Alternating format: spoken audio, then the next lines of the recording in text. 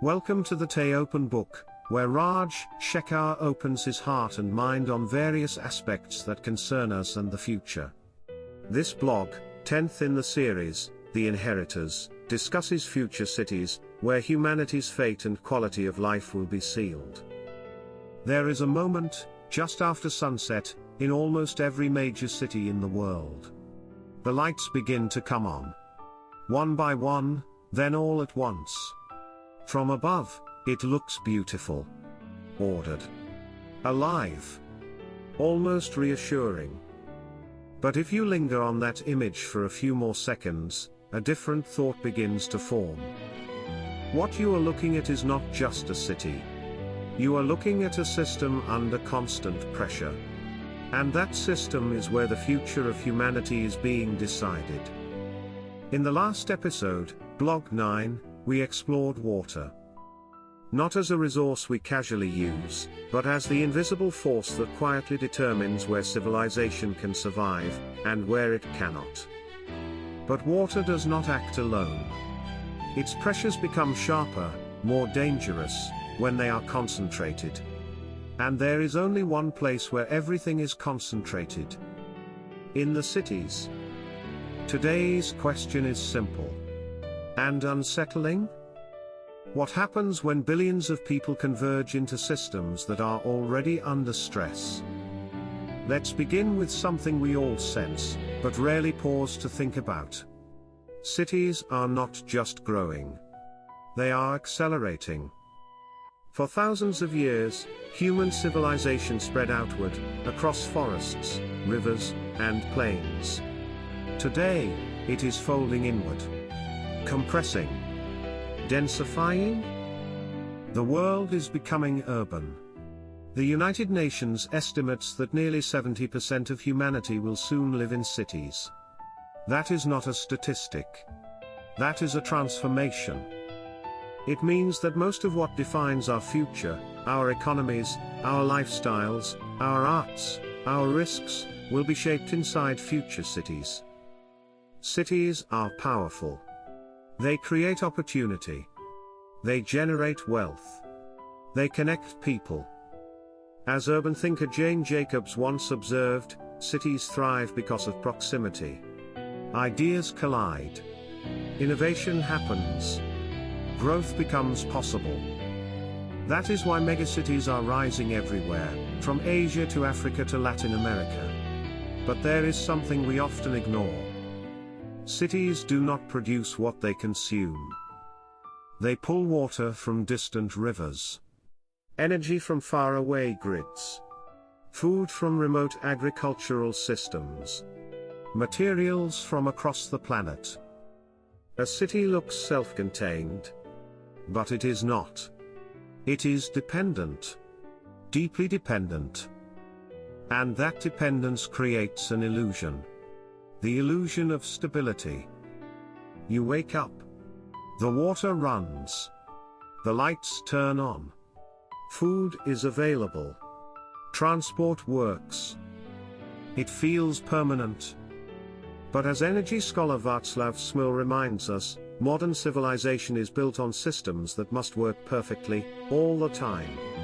Interrupt one, and the rest begin to strain. We saw this during the pandemic. The World Health Organization documented the breakdowns, supply chains slowing, cities struggling, and systems stretched. That was a warning. Not a one-off event. Because the real stress is still building. Now add climate to this picture. Heat waves turn cities into ovens. Floods overwhelm drainage. Rising seas threaten entire coastlines. The Intergovernmental Panel on Climate Change has made it clear that cities will be at the center of these impacts. And here is the problem. Most cities were not designed for this world. They were built for a different climate. A different population level. A different level of demand. So when we talk about climate-resilient cities, we are not talking about improvement. We are talking about fundamental redesign for survival. But there is another layer to this story. A deeper fault line. Inequality.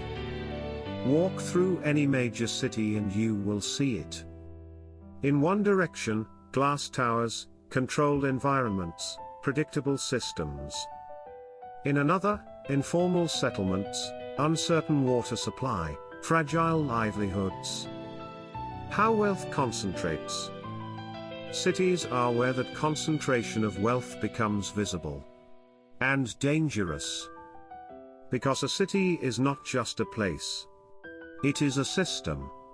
And systems cannot remain stable when large parts of them operate under completely different conditions. Then comes the pressure that ties everything together. Resources. Water. Energy. Food. Space. Urbanization drives demand faster than systems can adapt. You begin to see a pattern. A tightening. As the geographer Jared Diamond observed in his study of collapsing societies, failure does not stem from a single cause. It comes from multiple stresses converging. That convergence is now happening in cities. So what do we do? Is there another way? There is. We already know what sustainable cities could look like. Cities designed for people, not just vehicles. Cities that integrate energy, water, and waste systems intelligently. Cities that move towards urban sustainability, rather than endless extraction. There is also the idea of smart cities that use technology to optimize their functioning. But technology, by itself, is not the answer. Because cities are not just engineered systems. They are governed systems. And this is where the story shifts. Because cities are shaped by decisions. Why does one city invest in public transport while another builds highways? Why does one neighborhood flourish while another is neglected? Why do some cities become models of city planning, while others struggle to cope? These are not random outcomes. They are the results of choices. And behind those choices lies something far more powerful. Power itself. As economic historian Karl Polanyi argued, markets and systems are never separate from society and politics.